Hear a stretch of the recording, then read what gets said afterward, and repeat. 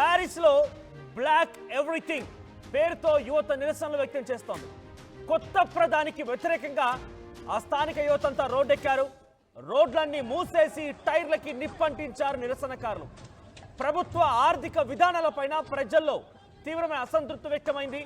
ఆందోళనలు అడ్డుకునేందుకు సుమారుగా 80,000 మంది పోలీసులు రంగంలో దిగారు.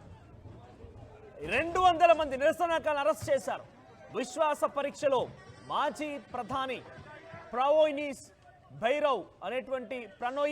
భైరవ్ రాజీనామా చేశారు. ఆయన విశ్వాస పరీక్షలో ఓడిపోవడంతో కొత్త ప్రధానిగా సెబాస్టియన్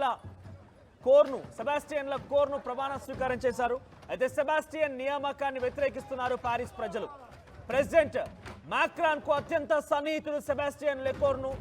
సెబాస్టియన్ ని వ్యతిరేకిస్తూ ఆయన నియామకాన్ని తప్పుపడుతూ రోడ్లపైకెక్కి యువతంతా బ్లాక్ ఎవ్రీథింగ్ ఈ పేరుతో నిరసన వ్యక్తం చేస్తున్నారు.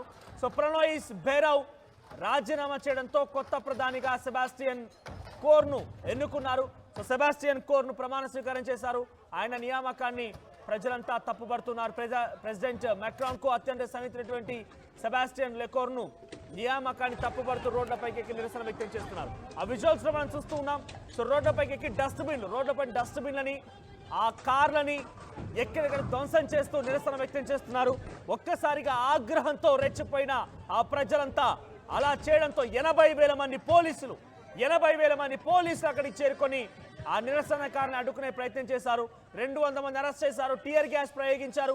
ఎక్కడికక్కడ ఫ్రాన్స్ లో ఇప్పుడు ఆందోళన వ్యక్తమవుతున్నాయి. పారిస్ నగరం అంతా కూడా ఇప్పుడు ఆందోళనకారుల చేతిలో చుట్టుముట్టారు. ఆందోళనకారులంతా కూడా అక్కడ నిరసన వ్యక్తం చేస్తూ ఎటు చూసినా కూడా నిప్పంటించడాలు, ధర్నాకు దిగడాలు, రాస్తా రోకోలు చేయడాలు, ఏకంగా పోలీసులపై తిరగబడి పోలీసులపై డస్ట్బిన్లు వేయడాలు, పోలీసులపై రాళ్ళు రువ్వడాలు జరుగుతూ ఉన్నాయి.